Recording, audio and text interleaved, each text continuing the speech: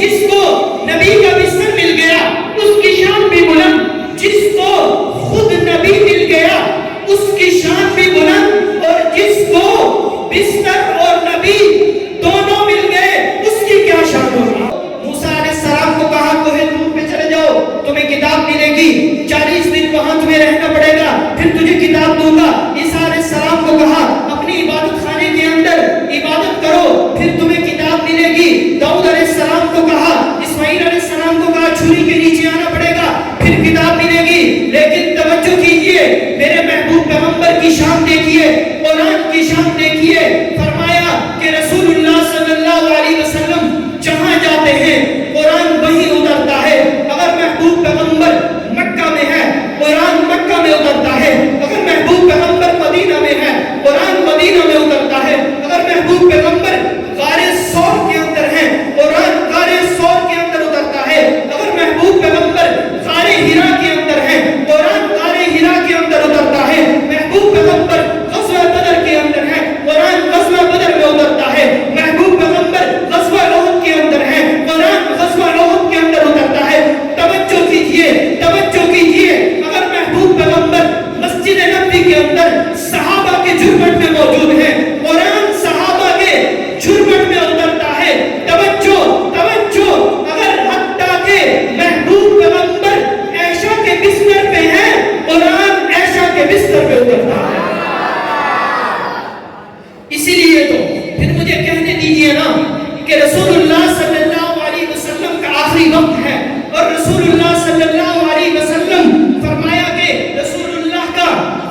رسول اللہ صلی اللہ علیہ وسلم کا سر سیدہ عائشہ کے گود میں ہے،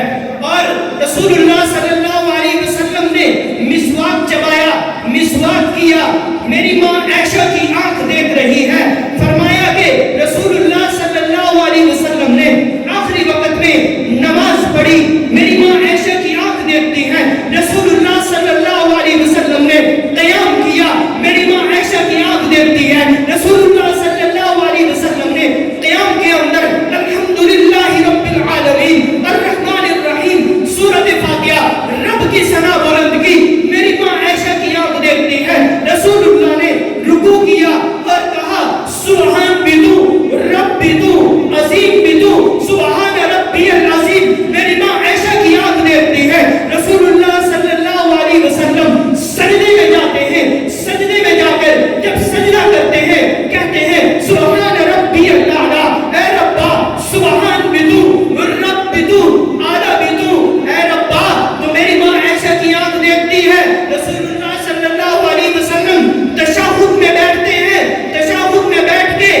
رب سے کہتے ہیں اے ربا میرے بدن نے جو نیکی کی وہ بھی تیرے لیے ہے، میری جیب نے جو نیکی کی وہ بھی تیرے لیے ہے۔ میری ماں عائشہ کی آنکھ دیکھتی ہے، رسول اللہ صلی اللہ علیہ وسلم کا آخری وقت ہے، رسول اللہ صلی اللہ علیہ وسلم کی جان پرواز کر رہی ہے، میری ماں عائشہ کی آنکھ دیکھ رہی ہے۔ تو پھر مجھے کہنے دیجئے نا رسول اللہ صلی اللہ علیہ وسلم کے آخری وقت کے بعد صحابہ صلاۃ و سلام کے لیے آتے ہیں، میری ماں عائشہ کی آنکھ دیکھ رہی ہے، تو پھر مجھے کہنے دیجئے رب تعالیٰ مدینہ کی مٹی کو کھولے گا، وہاں سے عثمان بن عفان نکلیں گے، رب تعالیٰ ترکی اور استنبول کی مٹی کو کھولے گا، وہاں سے حضرت ابو ایوب انصاری نکلیں گے، رب تعالیٰ نجف اشرف کی مٹی کو کھولیں گے، وہاں سے مولا علی نکلیں گے، رب تعالیٰ کربلا کی مٹی کو کھولیں گے، وہاں سے مولا حسین نکلیں گے۔ قربان چاہیے میری ماں عائشہ پر کہ رب تعالیٰ ماں عائشہ کے حجرے کو کھولیں گے، وہاں سے محمد مصطفیٰ علی دی بیعت نو مننا پوسی، حسد دے سورج نو ڈھلنا پوسی، علی دا مندہ نبی دی مرضی، علی دی مرضی نو مننا پوسی۔ تو رسول اللہ صلی اللہ علیہ وسلم میں اور آپ نماز پڑھتے ہیں، نماز پڑھتے ہیں، بات آخری کرنے لگا ہوں، توجہ کیجئے، آپ نے مجھے بہت داد دی، آپ کی داد کا شکریہ، آپ کی محبتوں کا شکریہ، توجہ کیجئے، آخری بات کر رہا ہوں، آخری بات کر رہا ہوں، توجہ توجہ۔ فرمایا کہ انسان جب نماز پڑھتا ہے نماز کے اندر کھڑا ہو کے کہتا ہے الحمدللہ رب العالمین، اے ربا ہم تمام